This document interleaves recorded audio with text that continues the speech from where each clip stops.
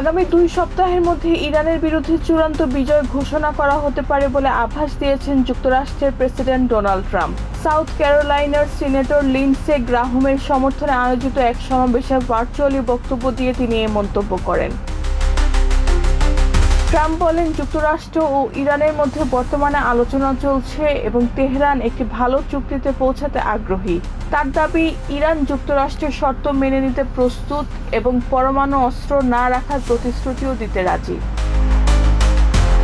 তিনি বলেন, আমি মনে করি আমরা এই লড়াইয়ে জয়ী হচ্ছি। আগামী 2 সপ্তাহের মধ্যে আপনারা সত্যিকারের বিজয় দেখতে পাবেন, যখন আমরা চূড়ান্ত বিজয় ঘোষণা করব।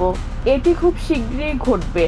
ট্রাম্প আরও দাবি করেন, এ ধরনের সাফল্য অর্জিত হলে আন্তর্জাতিক বাজারে তেলের দাম দ্রুত কমে আসবে। তবে 2 সপ্তাহের মধ্যে উল্লেখযোগ্য অগ্রগতির আশ্বাস ট্রাম্প এর আগেও দিয়েছিলেন। গত 8 এপ্রিল ইরানের সঙ্গে ঘোষিত যুদ্ধবিরতির সময়ও তিনি 2 সপ্তাহের মধ্যে একটি চূড়ান্ত সমঝোতার আশা প্রকাশ করেছিলেন। ফলে তার সর্বশেষ বক্তব্য আন্তর্জাতিক অঙ্গনে নতুন করে আলোচনার সৃষ্টি করছে।